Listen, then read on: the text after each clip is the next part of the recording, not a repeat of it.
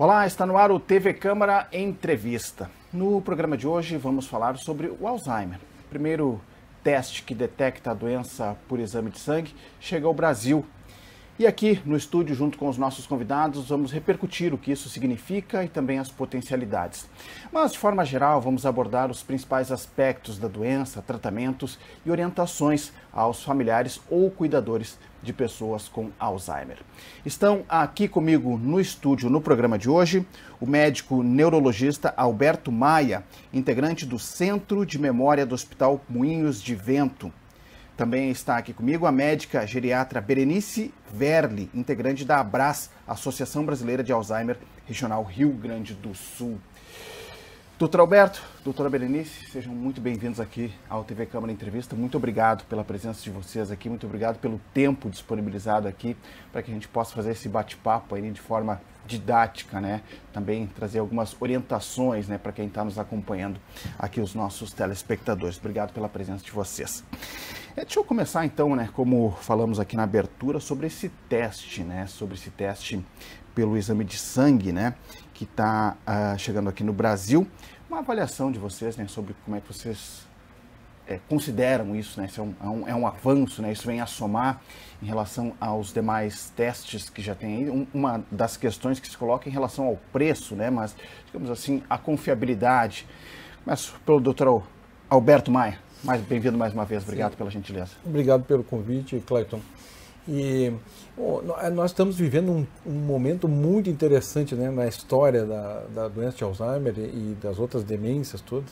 Assim como a cardiologista nos anos 70, 80 passou por uma fase de identificação dos marcadores de doença, né, isso agora também vem acontecendo com as demências. De 20 anos para cá se compreendeu melhor os mecanismos da doença, e inclusive que a doença começa muito tempo antes de iniciarem os sintomas, né? E baseado nisso, né, que se identifica então esses marcadores biológicos, que podem ser tanto de imagem cerebral como de identificação de moléculas, tanto no líquido da espinha, como no sangue, identificador periférico.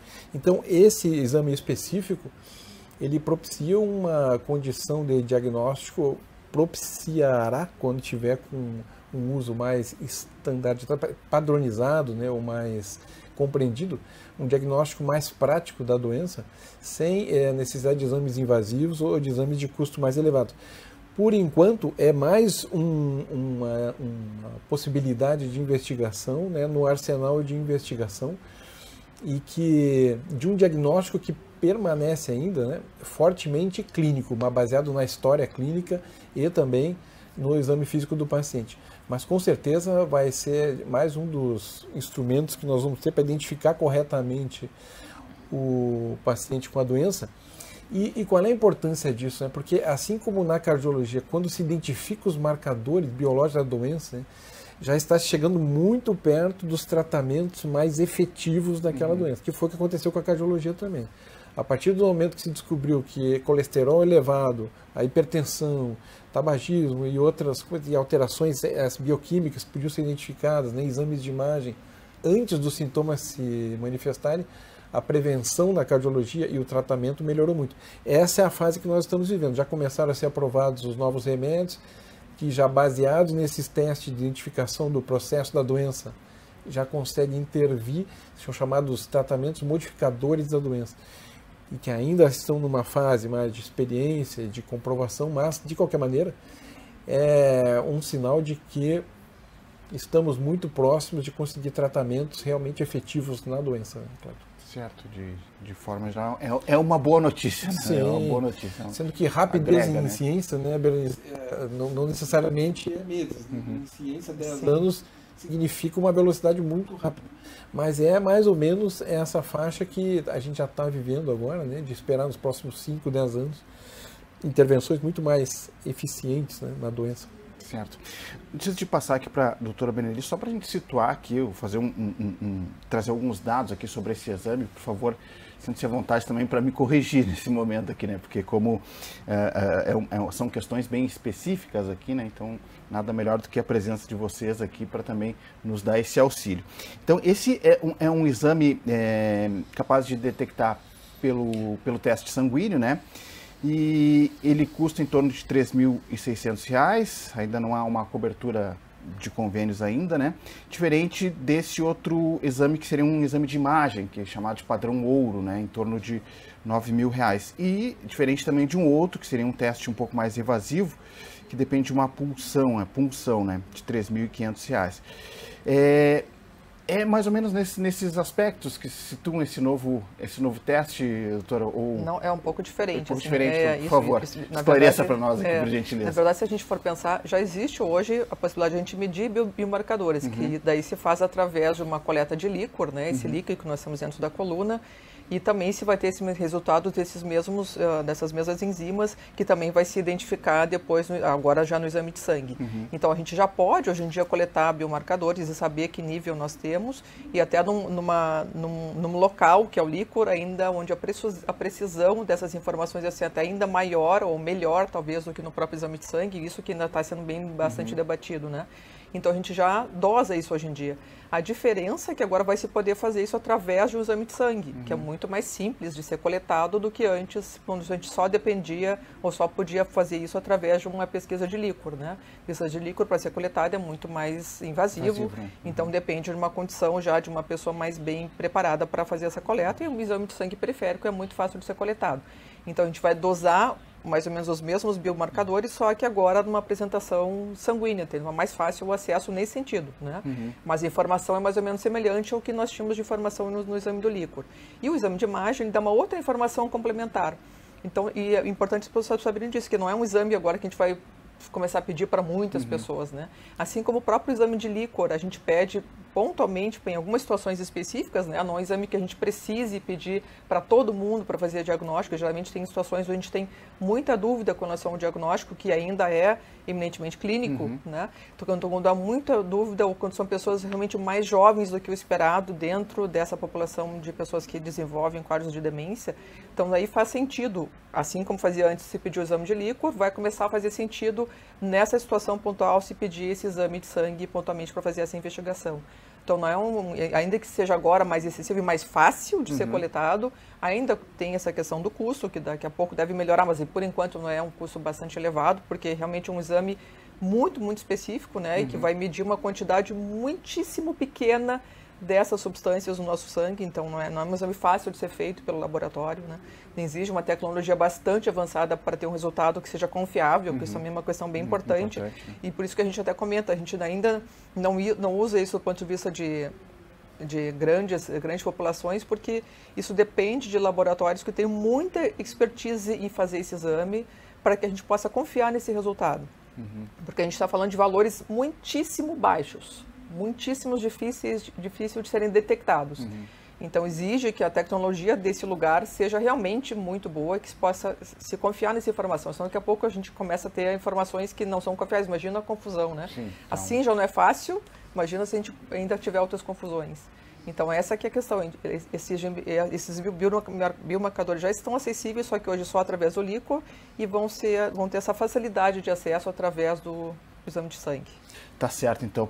Então, quer dizer, esse exame, só para a gente poder entender aqui, né, e trazer essa informação mais apurada aqui, né, para os nossos telespectadores, ele soma, né, aos demais, assim, não é uma questão assim ainda definitiva, né, doutor, ainda precisa de ter alguns parâmetros mais efetivos e tal, mas, enfim, é uma boa notícia dentro de algumas limitadores, digamos assim. Né? A boa notícia é que realmente a gente agora começa a ter esses marcadores de doença antes da doença se manifestar. Isso acho que é o valor mais importante de todos esses exames.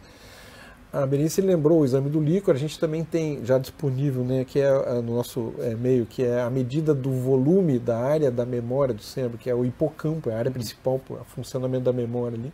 Isso já é feito, essa volumetria do hipocampo é um outro marcador biológico que também já dá uma ideia de diagnóstico da doença ser mais ou menos provável, mas existem dois aspectos importantes, né, Cleber? O seguinte, Cleber, quando a gente fala de um exame clínico, um exame laboratorial, um exame complementar, né, ele tem que ser feito com base numa história clínica. No jargão epidemiológico, a gente chama de probabilidade pré-teste. Né? Quer dizer, os sintomas da doença é que justificam a realização do exame. Isso desculpa interromper, doutor, só para pegar o gancho, isso que eu queria lhe questionar mesmo ao senhor e aqui a doutora Berenice, nesse sentido, né? Quando a gente fala em teste clínico, né? O que isso significa, né? O que é essa avaliação clínica, né? Quais características que envolvem essa avaliação clínica para que a gente possa, tem algumas pistas aqui que indicam que a gente está num caminho de Alzheimer, por exemplo. No caminho. A gente pode conversar, mas só concluindo o raciocínio, em dois aspectos. Um é a característica do exame, e ele vai demonstrar a sua utilidade no uso e com as pesquisas que vão sendo feitas. E o outro aspecto é o seguinte, é o que fazer com um resultado positivo de um exame desse, numa pessoa que não tem sintomas, ou muito jovem, né? Que acaba sendo contraproducente, porque nós não temos ainda uma intervenção eficiente e segura o suficiente para que a gente possa propor este exame como screening ou como uma aplicação mais geral na sociedade. Agora, o que é importante na hora de fazer esse exame? É ter um contexto clínico adequado. O que são esses sintomas clínicos? Né? São os sintomas mais característicos justamente dos processos demenciais. E aí é importante diferenciar a palavra demência da palavra Alzheimer. Na verdade, a demência, a gente está falando de um grande guarda-chuva, né? Onde estão abrigados vários tipos de demências. O Alzheimer é a mais prevalente, né? Ao redor de 60%. E existe a demência vascular, depois a demência frontotemporal, outras demências mais raras. Então, a doença de Alzheimer é a mais comum. Por isso que frequentemente ela é usada como sinônimo, né? Demência Alzheimer. Na verdade, é um dos tipos de demência. Mas no caso do Alzheimer, o sintoma principal é a alteração da memória. Só que é importante lembrar o seguinte, é muito comum, depois dos 40, 50 anos, as queixas de memórias no dia a dia. Né? Então, os idosos, em geral, eles têm algumas queixas de memória. Mas nem todo idoso que está com queixa de memória significa que tem um quadro demencial. Né? É importante que esse contexto da alteração de memória, o contexto em volta da alteração de memória envolva outras limitações que interfiram na atividade diária do paciente, na sua independência do dia a dia. E é isso que o exame clínico, né, a história clínica, procura buscar, Cleiton. Doutor Benício, fiquei assustado agora. Falando aqui com 20 anos antes, né, já dá para ter algumas questões que começam a se colocar nesse sentido. E quando a gente fala em memória, isso são esquecimentos diários? O que é isso? Assim? O que é esse problema da memória, assim, digamos assim, que pode ser um fator? Né? Então, como o doutor Maia falou, não é todas as pessoas que têm essa queixa de esquecimento que têm realmente relação com o quadro de demência, independente da causa, né? A gente até, ainda que não tenha, não sejamos ainda considerados idosos, a gente já tem eventualmente algumas queixas relacionadas a isso, que muitas vezes tem a ver com atenção. Por exemplo, as pessoas começam com a velha história de eu saio de casa e esqueço de levar a chave, esqueço a chave. Devo estar ficando com Alzheimer. Né? Normalmente, as questões que começam desse jeito só, que acontecem também conosco, não tenho certeza se eu tranquei a porta, não tenho certeza se eu desliguei a luz, por exemplo, coisas assim que eventualmente aconteçam conosco, por exemplo, tem geralmente relação com a atenção. Né? O professor Ivan Esquerdo sempre comentava essa questão da importância da atenção para que a gente registre informações. Né?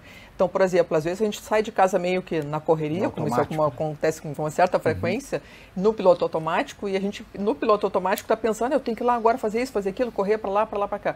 E nesse momento de pensamento em piloto automático, que a gente está pensando lá em 2 ou 3 coisas adiante, o que a gente está fazendo no caminho meio que passa reto, passa batido. A gente não vai registrar essa informação. E essa informação não vai ser registrada não porque a gente está com Alzheimer, mas porque nossa atenção, nosso pensamento está numa outra situação que está acontecendo já, o que vai acontecer daqui a pouco, a gente tem que também tomar algum tipo de providência, né? Mas a gente mistura essas queixas ou essas sensações ruins pelo... vai ver que eu estou ficando com demência, né? A gente fica preocupado, com medo de ter uma coisa nesse sentido. Então, as queixas geralmente relacionadas com mais importância a questões relacionadas à demência, elas não têm esse aspecto tão relacionado à atenção, pura e simplesmente, né? É claro que sempre vai haver também uma ligação com isso, mas essas coisas bem cotidianas que a gente começa a ter ao longo da nossa rotina, que é cada vez mais corrida, ou que envolve cada vez mais pontos chamando a atenção de formas diferentes, não tem relação com quadros demenciais. Né? De qualquer forma, voltando para essa questão do exame, que ficou uma coisa muito falada, né? Agora, principalmente agora nesse mês que a gente foi definido como, no dia 21 de setembro, como o Dia Mundial de Conscientização sobre a doença de Alzheimer. É importante que a gente traga bastante isso à tona, principalmente porque, como o Dr. Maia disse, não adianta a gente só fazer, né, colocar esse exame, né, que parece muito mágico, numa lista de check-up, e daí todo mundo faz exame, e agora o que eu faço com esse resultado? Né? É importante a gente pensar que, independente do resultado desse exame, que se a gente fizer ou não, um dia eventualmente havendo alguma necessidade, mas independente disso, quanto mais a gente estuda as demências e principalmente a doença de Alzheimer, que é a mais prevalente, mais a gente vê que alguns fatores de risco que a gente tem ao longo da vida vão ser importantes para aumentar ou diminuir o nosso risco de vir a desenvolver Alzheimer numa idade mais avançada. O fator de risco principal é a idade. Isso é uma coisa que a gente só pode mudar. A gente pretende ficar cada vez mais velho, né? A gente pretende conseguir viver mais tempo. Então, isso a gente não pode mudar. Mas os outros fatores de risco, quanto mais cedo, como o lema da Brasília envolve isso, nunca é cedo demais e nunca é tarde demais, né? Para se envolver nessa questão do Alzheimer. Então, quanto mais cedo a gente adota medidas de estilo de vida que envolvam uma redução de fatores de risco ao longo do tempo, melhor para nós e menor vai ser a chance da gente eventualmente desenvolver essa doença num dia. E o que inclui isso? Inclui coisas bem básicas, né? Como controle de hipertensão arterial, controle de colesterol, controle de glicose, né, de diabetes, evitar o tabagismo, evitar o consumo excessivo de álcool, evitar inclusive morar em ambientes muito poluídos, né, evitar o sedentarismo, que cada vez mais se define como uma das causas principais de desenvolvimento de demências, assim como de várias outras doenças, né. E, por último, agora se sabe que até a perda auditiva, as pessoas que a desenvolvem com mais precocidade, ou independente de quando desenvolve, pode também acelerar um processo de perda de memória. Então, quanto antes a gente daí se identifica a perda auditiva, quanto antes a gente corrige isso através de algum tipo de órtese, melhor vai ser no sentido cognitivo também de manter a nossa memória. Então, isso é uma lista de coisas que a gente deve fazer, independente da nossa idade, fazer ao longo da nossa vida, como se fosse um depósito de poupança privada, assim, de previdência privada, para lá na frente... Acumulando pontos. Exatamente, acumular pontos que nos, a princípio, protejam com relação a ter menos risco de desenvolver um quadro demencial. Né? Exatamente. A palavra poupança que tu usaste, Cléton, sintetiza bem, porque, inclusive, tem um nome, isso que é a teoria da reserva cognitiva, né? E um dos fatores de risco é justamente a baixa escolaridade, porque, na verdade, quanto mais anos, isso é uma coisa que os estudos já têm mostrado claramente, né, os estudos observacionais, quanto mais anos de estudos formais uma pessoa teve, menor, inversamente proporcional, é o risco de qualquer tipo de demência. Porque justamente a rede neuronal, essa rede vai ficando cada vez mais robusta e mais resistente a qualquer ataque. Então, quer dizer que, na verdade, não é só fazer toda a escolaridade formal, mas se manter, né, aprendendo com novidades a vida toda e buscando novos conhecimentos, sempre novas informações, e isso mantém a saúde cognitiva, né? É um fator muito importante na prevenção. O que, aliás, né, Berenice, já há uma diferença, a incidência de quadros demenciais em países do primeiro mundo, ela já mostra uma tendência de curva, enquanto que nos países em desenvolvimento, a escolaridade ainda é muito baixa, principalmente a escolaridade dos primeiros anos, né? Então, com isso, nosso número de casos ainda continua aumentando muito. Deixa eu insistir numa questão aqui, até para a gente ter uma situação mais prática, digamos assim, né?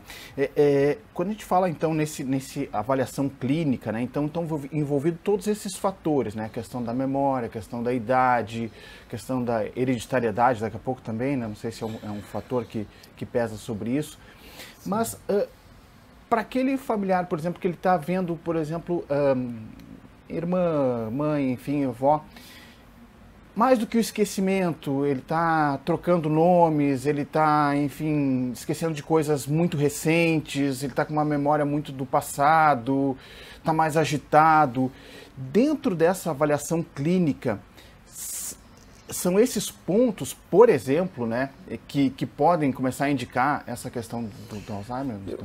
Lembrando que, porque além da memória, a Berenice lembrou bem, a gente tem outros sintomas, né? Então a desorientação temporal, espacial, o não reconhecimento de faces, não reconhecimento de familiares, esquecimento de nomes e datas, mas também isso vem acompanhado, alterações da linguagem é outra coisa, que é a dificuldade de expressão, mas também vem acompanhado, e isso é importante no diagnóstico, né, de alterações de personalidade. Né? Então, quadros de depressão, ou uma irritabilidade estranha que o paciente não tinha, ou um padrão de ciúme ou de desconfiança que o paciente não mostrava. Insônia é um dos outros sintomas que também começa a se somar.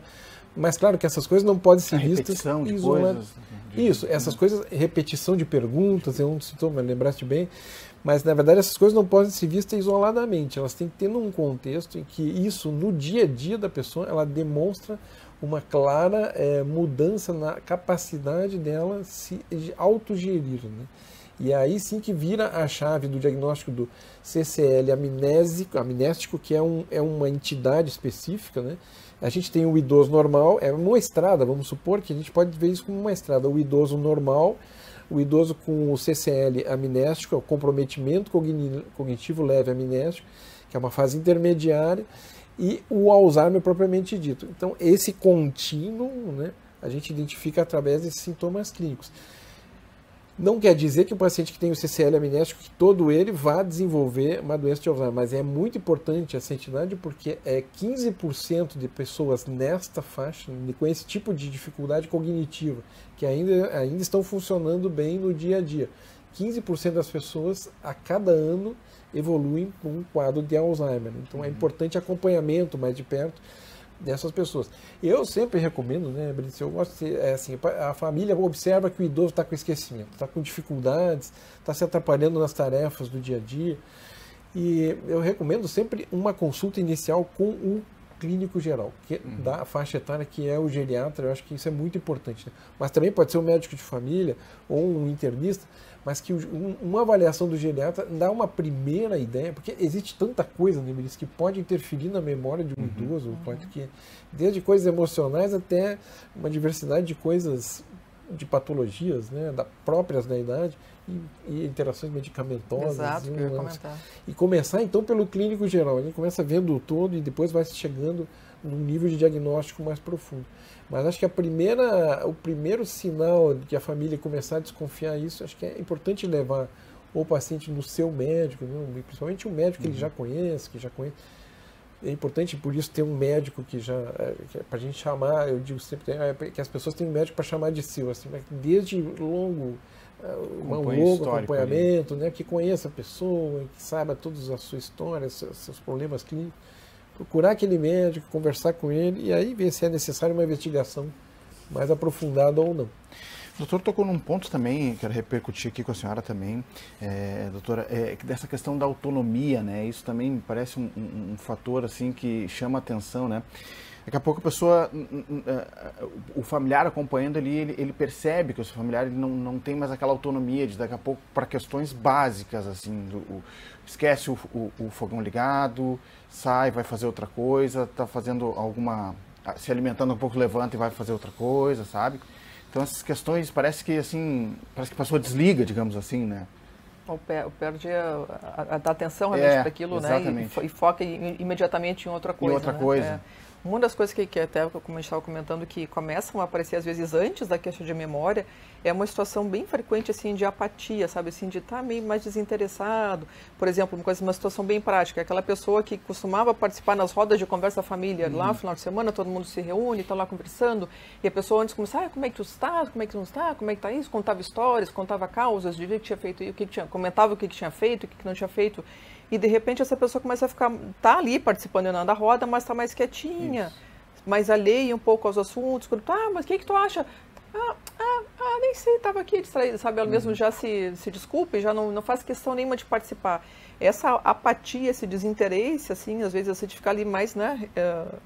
Mas assim, no seu mundinho próprio, às vezes é um sinal precoce, precoce não, mas é um dos primeiros sintomas que começam a acontecer antes de se perceber com mais assim, nitidez da família. Eu digo algumas questões especificamente relacionadas a esquecimento mesmo. Às vezes essa apatia começa e já é um sinal mais inicial de alguma coisa alterada nesse sentido, né? Que é uma coisa bem importante da gente observar mesmo.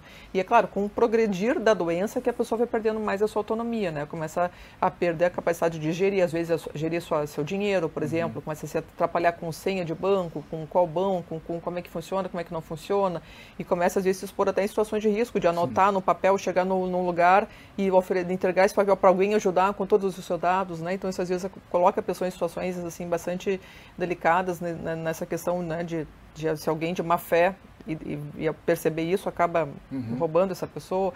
Ou às vezes acontece isso de panela no fogo, ou de outras situações, se perder na rua e demorar para se localizar, situar, ou né? às vezes não conseguir se localizar, né? Mas isso acontece já em situações de doença instalada e já numa progressão num estágio mais de leve a moderado, né?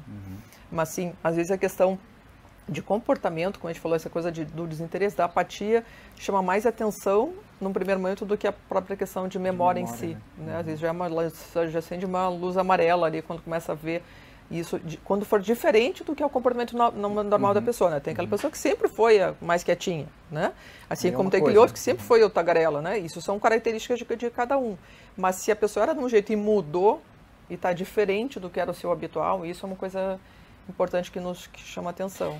Nesse momento, doutora, isso nós já estamos falando de um estágio médio, um estágio uma fase inicial, de leve a moderado. Isso, leve a moderado. sim. A doença, né, ela tem, a gente costuma dividir ela em fases, assim, e são 3 níveis, a gente chama de CDR, CDR1, CDR2, CDR3, conforme a gravidade vai aumentando. Mas como informação prática, né, para as famílias, a gente sempre tem que lembrar que é o seguinte, o tempo de evolução é longo, né, é uma doença longa. Assim. E apesar de não ter cura para a doença ainda, algum tipo de tratamento que consiga reverter ou impedir que a doença avance, existe tratamento há muito tempo disponível. Esse tratamento é manter a qualidade de vida do paciente e do familiar o máximo possível, né? Mas então, na medida que esses sintomas vão sendo observados, é muito importante que a família procure ajuda, né? Porque há muitas intervenções que a gente já pode fazer precocemente e o tempo de evolução, então, embora seja longo, ele é dividido em algumas fases. Então, a gente tem mais ou menos uma regra de 3, né? A partir do diagnóstico, se a gente olhar 3 anos antes, a gente já consegue identificar sintomas, né, antes de trazer o paciente para consulta.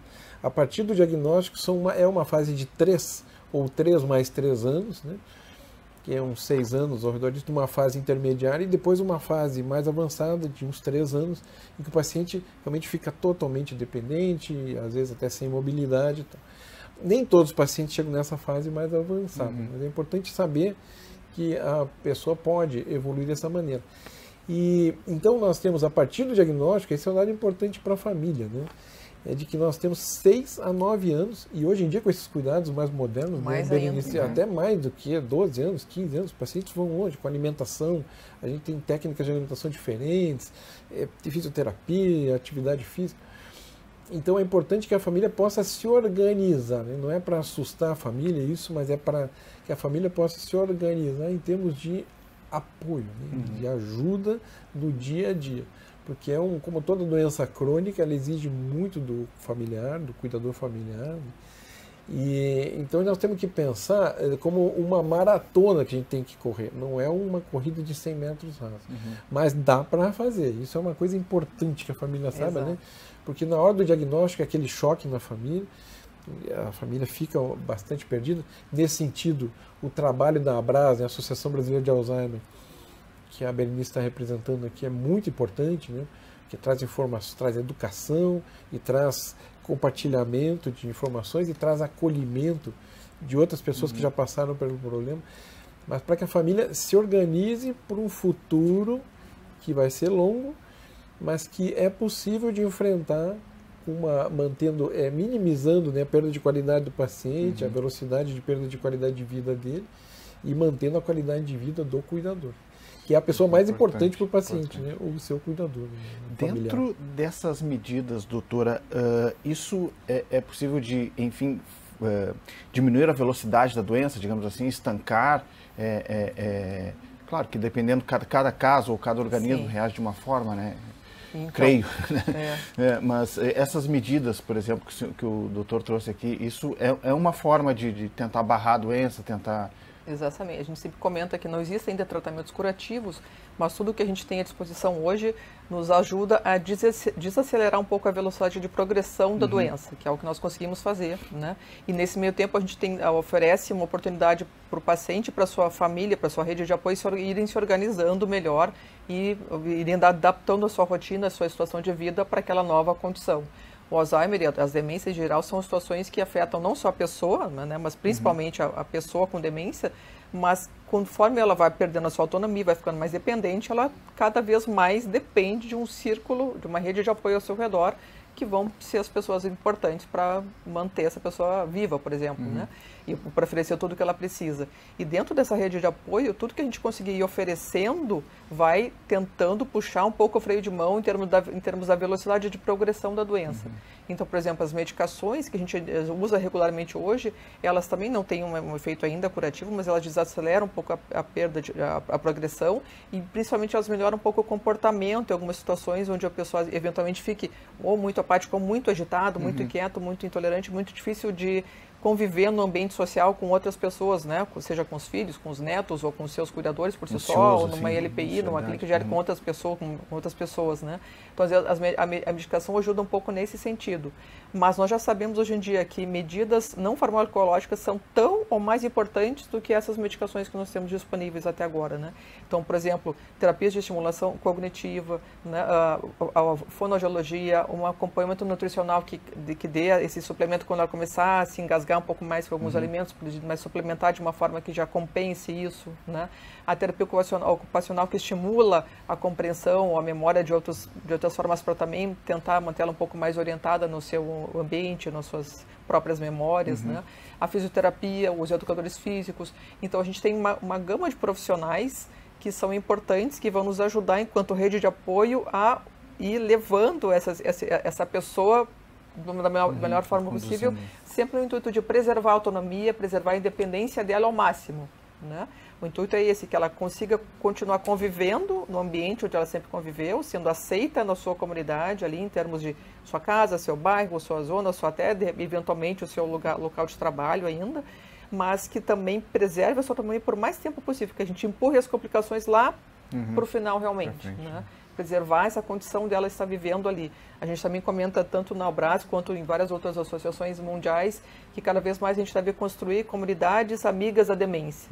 A gente sempre falou muito, né, em cidade amiga do idoso, em comunidades amigas dos idosos, mas agora complementar isso a gente está falando em comunidades amigas da demência, que tem a ver com isso, com a gente, por exemplo, quando a gente identifica uma pessoa passando perto da gente ou que está perdida, visivelmente perdida, que a gente possa saber de que forma minimamente orientar essa pessoa, ou para quem conduzir, para que ela tenha uma ajuda nesse sentido, ou para que a gente também acolha essa pessoa, ao invés de rechaçar, de debochar, de, né, ser crítico com relação àquilo, que a gente compreenda que isso pode estar realmente acontecendo com aquela pessoa e que a gente acolha ela no sentido de fazer com que ela compreenda tudo bem. Então, a gente, né, eu compreendo que haja um problema, mas vamos tentar fazer com que a coisa pareça o mais tranquila possível, né? Então, isso é uma coisa também importante da gente sempre frisar, porque a gente tem trabalhado muito nessa questão de fazer com que as pessoas compreendam esse problema, entendam que isso é um problema realmente sério, que não depende da vontade da pessoa de estar se comportando daquela forma, às vezes de uma forma muito inadequada para a situação, mas por um problema, por uma doença e não por uma vontade própria, né? E que a gente entenda minimamente como ajudar essa pessoa e como amenizar aquela condição. Por se tratar de uma doença né, de memória, assim, o paciente ele consegue ter consciência de que está com essa doença? Ele consegue saber que está com essa doença? É possível o próprio paciente identificar algum... Opa, estou aqui, estou me passando, por exemplo, estou fazendo uma coisa... É mais difícil isso, assim? Nas fases iniciais da doença, né, a pessoa se dá conta e sofre com isso, né, em geral...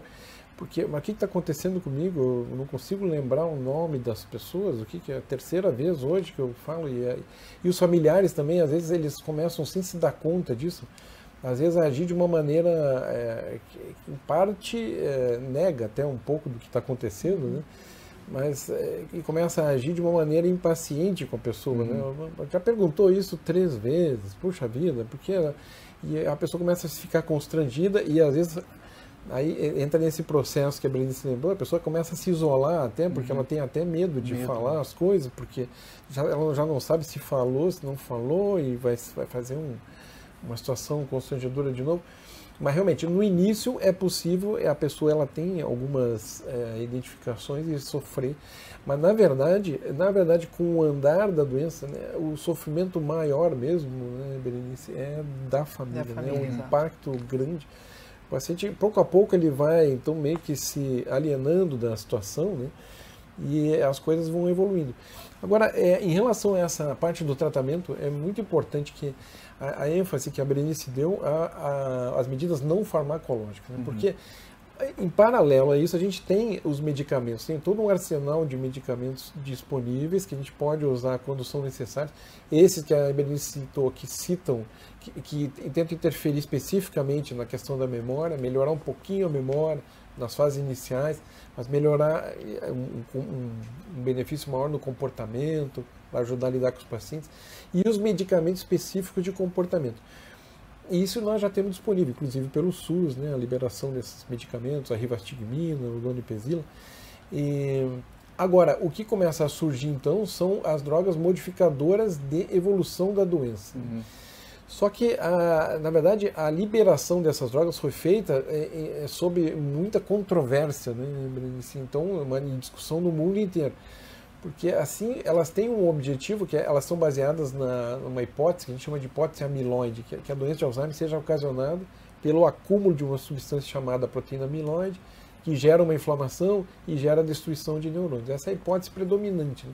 O que esses remédios novos fazem é dissolver essa amiloide que está se acumulando no cérebro e com isso evitar, nessa hipótese teórica, né, evitar a progressão da doença. Até agora o que se consegue são resultados promissores, a gente pode dizer, né, mas ainda não, do ponto de vista prático, né, seguros o suficiente para que isso já seja adotado como uma prática clínica de rotina. Então, justamente, inclusive, o FDA, o órgão americano, liberou e por uma via muito mais rápida do que o normal, mas para que as pesquisas, essa é a justificativa, para que as pesquisas com essa droga pudessem avançar. Mas a gente ainda está pisando num terreno muito delicado, muito inseguro, porque o risco desses medicamentos ele não é baixo, né? Existem risco de ocasionar edema cerebral, hemorragias cerebrais, isso tem que ser monitorado com exames frequentes, né, durante a aplicação. Então, por enquanto, o que a gente tem para essas drogas é um uso em contextos, ambientes de pesquisa, né, de investigação com elas, mas que realmente essa parece ser a via mais promissora, né? Esse é o pensamento predominante atualmente. Inclusive essas drogas não estão liberadas pela Anvisa, mas já é possível em alguns centros a importação e realização desses testes e ensaios clínicos para ver. O importante é que a gente está chegando, isso que é a parte mais que traz mais otimismo, mas um otimismo compreendido assim num contexto de evolução, velocidade como a ciência, né, passo de formiga mesmo, que é identificar esses fatores de risco, identificar os marcadores de que a doença começou e identificar como intervir nesses processos, né? A gente está chegando lá, agora começaram a aparecer as primeiras drogas, que têm os seus problemas, mas provavelmente por aí é que vai se dar a evolução maior. Por outro lado, né, Clark, isso não quer dizer que é aquela coisa mais importante que a gente tem, que é o acolhimento do paciente, né, e da família nesse momento de crise, é uma crise vital, né, o diagnóstico de uma doença como essa, né, na família, continua sendo muito importante e sempre vai ser, né, porque essa perda de capacidades, essa dificuldade no dia a dia, os sintomas não cognitivos, que é o que estressa mais o cuidador, a agressividade, a tristeza, né, isso tudo vai deixando a família toda muito desajustada. Então, isso continua sendo muito importante, né, que é o acolhimento da família pelo profissional de saúde que receber esse paciente, o encaminhamento correto e, se possível, a gente sempre recomenda, né, a participação num grupo de apoio como esses, no molde da Associação Brasileira de Alzheimer, né, porque ali tem duas coisas, a informação qualificada, né, e o compartilhamento de Troca de experiências. experiência, né? Ali a pessoa pode ver que dá para fazer, né? Dá para cuidar do seu familiar. Pela mesma situação, né? Isso. E dá para devolver coisas para o seu familiar, porque às vezes pensa o seguinte, bom, agora que está com demência, eu queria ter feito tanta coisa por ele, não pude, não, mas ainda tem muita chance de fazer muita coisa por esse familiar, né? Que vai deixar ele muito melhor. A presença da família, né, sempre ajuda muito. Atividades que podem deixar ele mais contente e com uma autoestima melhor. Tem muito o que fazer. Perfeito. Doutora, para quem tem casos na família, né? Isso é um sinal de alerta? É preciso ficar atentos? Isso tem um peso significativo, né, no desenvolvimento da doença no futuro? Então, sabe que até alguns anos atrás nós imaginávamos, né, que essa relação, por exemplo, se eu tenho pai, o risco aumenta tantas vezes, pai e mãe o risco aumenta mais tantas vezes, então, né, a gente já tinha esse quase preparo da geração seguinte com relação a isso. Com o passar dos anos se viu que esse risco relacionado a causas, a pais principalmente que tenham também desenvolvimento da doença é menor do que nós imaginávamos, principalmente quando os pais desenvolvem os quadros de demência já numa idade mais avançada. Porque daí se sabe que provavelmente os pais desenvolveram não tanto por questões genéticas em si, mas por exposição a vários fatores de risco ao longo das suas próprias vidas. Ou seja, eu identifico nos meus pais essa condição, mas se eu tiver um estilo de vida ao longo da minha vida que me proteja, né, eu tenho um risco menor do que os meus pais tiveram, independente da situação toda. Então, assim, o espaço genético, né, o risco genético existe, mas ele é muitíssimo menor do que nós tínhamos antes a imaginação com relação a isso, a ideia com relação a isso do ponto de vista científico.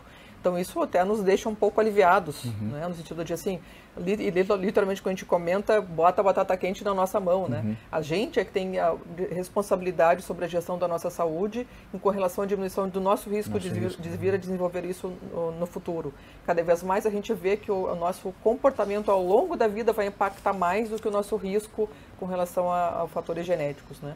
É claro que algumas situações e alguns quadros de demência mais específicos e mais raros, principalmente que acontecem em idades mais precoces, esses podem ter relação com um componente genético maior. Mas a grande maioria das pessoas que vêm a desenvolver a doença de Alzheimer, por exemplo, já em idades mais avançadas, tem realmente relação mais com essa exposição a fatores de risco ao longo da sua vida, que a gente pode fazer isso diferente, né? E esse é um modelo que vale para muitas doenças de hoje em dia, né?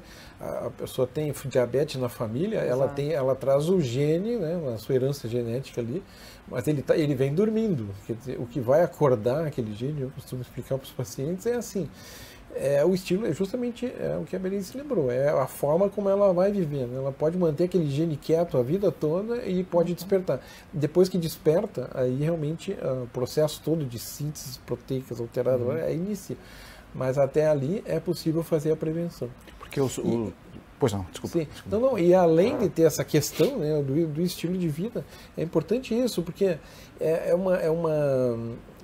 na medida que vai se desenvolvendo, e essas medidas de prevenção ela pode ser usadas a vida toda, né? Porque o aprendizado de coisas, né? A melhoria da educação, manter sempre aberto a novas informações, isso pode ser feito até idades bem avançadas, né? 20 anos atrás, quando a gente falava em prevenção, começaram a aparecer os primeiros estudos de prevenção, né, Berenice? Muita gente fala, não, mas isso não é prevenção, nós só vamos jogar a doença para frente, mas é a mesma coisa que a cardiologia faz, né? Se a pessoa, a questão da cardiologia é de envelhecimento das artérias, né? Se a pessoa tiver tabagismo, se tiver hipertensão, as artérias vão envelhecer antes e vão dar sintomas aos 40 anos, aos 50 anos. E se não tiver esses fatores, vão dar sintomas com 80, 90. O que a gente faz é jogar para frente e aí, justamente, mas vai ganhar muitos anos com mais qualidade de vida.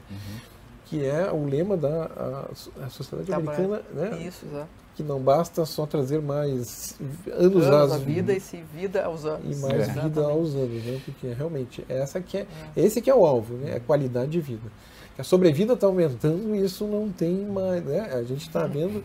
A gente tem essa sorte de viver nesse ambiente de aumento de longevidade. É isso que eu queria colocar, né? Porque daqui a pouco assim nós estamos passando num período em que a população realmente está envelhecendo, né?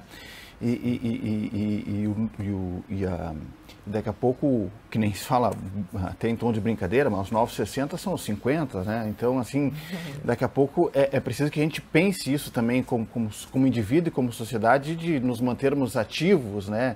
De uma forma saudável, né? Porque os fatores externos são sempre contra, né? Na verdade, né? Então, sim, talvez essa seja uma coisa que a gente pode fazer, né?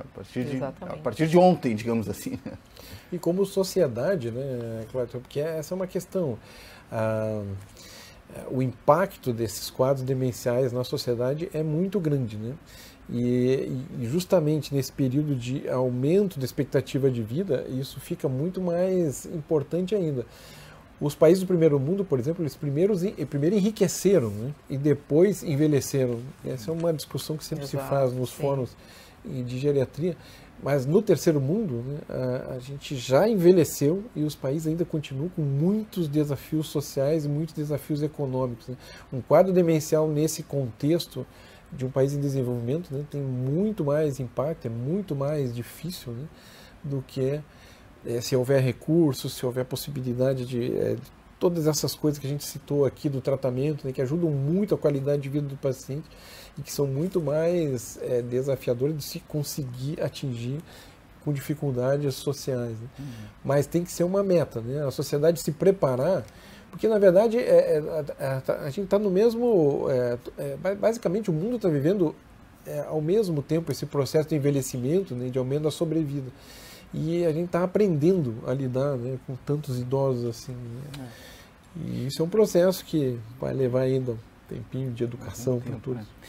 Deixa eu retomar um pouquinho aqui, até para a gente começar a encaminhar o final do nosso programa aqui, nesse caráter também de orientação e de, enfim, de alento, né, para os familiares nesse sentido, né, de que tenham essa rede de apoio, né, tenham especialmente paciência, né, e procurem se informar, né, sobre quais são essas características dessa doença, né, e como é que pode ajudar de forma mais efetiva, né. E isso, doutora, assim, de forma bem prática, né, como a senhora colocou antes, e eu quero insistir nisso também, no cuidado com o paciente, isso passa, enfim, por todas essas questões, alimentação, enfim, tentar não ficar contrariando o paciente, passa por isso também, passa por daqui a pouco, vamos passear, vamos ver coisas diferentes, vamos estimular a leitura, uma palavra cruzada, enfim... não ficar recriminando o paciente porque não está se lembrando de determinadas coisas, lembra muito do passado, não lembra de ontem, de agora a pouco. Passa por isso, assim, doutor? Com certeza. E sabe que uma das funções, dentre as várias funções dos grupos de apoio da Brás e de várias outras organizações que fazem isso, é isso de passar uma informação que tenha qualidade, né? Porque às vezes assim, isso acontece bastante, todas as situações que tu mencionaste. E a função dos grupos de apoio é juntar pessoas passando por aquilo ou que já passaram por aquilo, que podem, além de ajudar umas às outras, também sempre contar com a validação de um profissional que entenda do assunto. Por exemplo, normalmente os grupos de apoio são coordenados a cada dia por um profissional de uma área diferente. Fonoaudiólogo, enfermeiro, um médico, um fisioterapeuta, um educador físico, profissionais de todas as áreas importantes no manejo da pessoa com demência vão contar a sua experiência de manejo de cada uma das situações, e os familiares que estão ali naquele grupo também vão discutir sobre os problemas que enfrentaram e como enfrentaram, como acharam as melhores formas de fazer uma adaptação para lidar melhor com a alteração de comportamento, com a agitação, com as repetições, com estar perdido em casa, com aquela que a gente chama de momento de agitação no final da tarde, que é bastante frequente, que a gente também tem que ter várias formas não farmacológicas de ajudar a manejar isso de uma forma melhor, né? Mas uma outra função bem importante da Brás e de todas as associações, dos grupos de apoio nesse sentido, é ajudar as pessoas a separarem um pouco a informação que é verdadeira da que não é. Porque na internet hoje, com tanta informação disponível, a gente vê uma pessoa que chega, mas é que eu ouvi falar que tal exame é importante, ou que tal remédio cura Alzheimer. Isso volta e meia aparece, né? Uma propaganda de um remédio novo que cura Alzheimer, né? Ou de tal exame, ou tal, até já, né, nós vimos, já estava até discutindo sobre a questão de um colega oferecendo um tratamento cirúrgico que cura Alzheimer. Né? Então, assim, infelizmente, as pessoas às vezes têm, por essa liberdade de acesso a tudo que existe na internet, acaba às vezes mais atrapalhando do que ajudando, porque são informações não verdadeiras e de pessoas realmente, às vezes, agindo de má fé mesmo com relação a quem está frágil no momento de uma diagnóstico de uma situação de uma doença bastante grave, né? Então, uma das funções também da Abrasa e das associações em si é oferecer uma informação que tenha realmente veracidade, que tenha uma verdade científica junto, além das experiências pessoais que nós todos temos no cuidado com nossos familiares e com nossos pacientes, com as pessoas que têm demência, né? Então, sim, e as alterações são sempre importantes e a cada dia se aprende uma coisa diferente, né? A cada dia acontece uma coisa diferente, a gente tem que ir aprendendo a manejar. É uma diferença importante que a gente viu nesses anos, né, Berenice? Porque quando a Abrasa está fazendo 32 anos neste ano, né? Então, foi no início dos anos 90 ali, e aqui em Porto Alegre, né, por iniciativa da professora Márcia Chaves, da URGS ali no Clinics, e da senhora Yara Portugal, a dona Yara, elas trouxeram, naquela época, não tinha informação, era muito difícil para um familiar, né, conseguir um livro, alguma coisa, mas se tinha um livro eram coisas técnicas, né, era muito difícil. Hoje em dia mudou, nesse sentido que a Berenice explicou, né, a informação está aí, mas de uma maneira muito crua, né, e por vezes, né? Misturada num excesso de coisas falsas, e é muito difícil. Então, para esses grupos continuam sendo muito importantes, né, no diferenciar o joio do trigo, o que é importante no dia a dia, o que é verdadeiro, o que é falso no tratamento dos pacientes. Né? Muito bem, a gente está chegando ao final aqui do nosso programa, né? Passou muito rápido, né? Que esse é um tema que mexe com a gente, né? A gente sempre conhece alguém ou tem algum familiar, né, que está passando por uma situação assim, então acho que é importante, né, fazer o que a gente está fazendo aqui, né? Trazer a informação, né, de fato, aquilo que é real, né? Então, porque hoje, como a doutora falou, a gente tem muita informação e muita informação que enfim, não tem uma procedência, digamos assim, confiável, acaba mais atrapalhando do que ajudando. Mas passou muito rápido, a gente gostaria de colocar mais questões aqui, eu acho que é um programa que a gente pode, enfim, repetir para que a gente possa ampliar esse tema. Mas eu queria agradecer, né, ao Dr. Alberto Maia, médico neurologista, integrante do Centro de Memória do Hospital Moinhos de Vento. Dr. Alberto, para a gente fechar aqui, gostaria que o senhor deixasse uma mensagem aí para as famílias, né? Enfim, aquela palavra, né, de apoio, de solidariedade, enfim, de dica, de orientação, né, para a gente terminar o programa aqui. Obrigado, Cleiton. É muito importante que as famílias entendam que elas estão vivendo um momento ali muito difícil e justamente o que a gente tem que mostrar para as pessoas, né, nos grupos, nos consultórios, os profissionais de saúde, é que é um momento, é desafiador, mas dá para fazer isso de uma maneira em que cuidar do seu familiar, cuidar de si mesmo, né? Sempre lembrando, né, que assim como num voo, né, quando caem as máscaras do avião lá, a orientação é de que primeiro se coloque as máscaras no adulto e depois na criança, porque ela é a mais vulnerável. A mesma coisa a gente deve pensar para o nosso familiar com Alzheimer, né? Primeiro é importante cuidar do cuidador, ele tem que se manter bem de saúde, para que ele é o arrimo do doente, ele precisa ficar bem porque a pessoa que ele ama depende dele.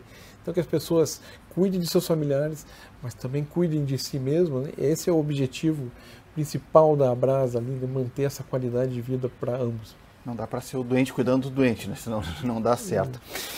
Médica neurologista ou médica geriatra Berenice Verli, integrante da Abrasa, Associação Brasileira de Alzheimer, Regional do Rio Grande do Sul. Doutora, muito obrigado pela gentileza. Palavra à disposição também para que a senhora possa trazer essa palavra aqui de alento para as famílias, né, e de apoio também. Sim, então, reforçando o lema da Abrasa esse ano, nunca é cedo demais e nunca é tarde demais, né? Então é bem importante que a gente realmente, quando identificar alguns sinais, que a gente procure ajuda, procure uma avaliação clínica, porque faz parte da possibilidade de diagnóstico, e daí se fazer um diagnóstico diferencial e se entender o que está acontecendo. E a Abrasa sempre está à disposição, oferecendo esses grupos de apoio, essas discussões embasadas em ciência, né? Não embasadas em às vezes, algumas crendices, mas que tem o intuito de acolher essas pessoas todas, tanto a pessoa com demência quanto os seus familiares, cuidadores e toda a equipe de saúde, e para proporcionar também um cuidado abrangente para todas essas pessoas todas. Perfeito. Doutora Berenice, doutor Alberto, muito obrigado pela gentileza aqui, pelo tempo de vocês, por trazer o conhecimento de vocês, compartilhar aqui com a gente, né, para que a gente possa também compartilhar com os nossos telespectadores. A Abrasa, então, reforçando aí, você quer pesquisar, vai lá, né? É a Abrasa, Associação Brasileira de Alzheimer, né, doutora? Então, vai lá, exato, pesquisa, entre em contato, né? Então, que tem muita coisa boa ali em termos de informação, de troca de experiência, de apoio. Então, Abrasa, Associação Brasileira de Alzheimer. Obrigado mais uma vez. A você de casa que nos acompanha, muito obrigado pela sua audiência. Lembrando que esse e outros programas da TV Câmara você acompanha pelas nossas redes sociais e mais informações do Legislativo à disposição no site da Câmara de Vereadores de Porto Alegre. Muito obrigado por nos acompanhar. O TV Câmara Entrevista fica por aqui. A gente se encontra na próxima edição.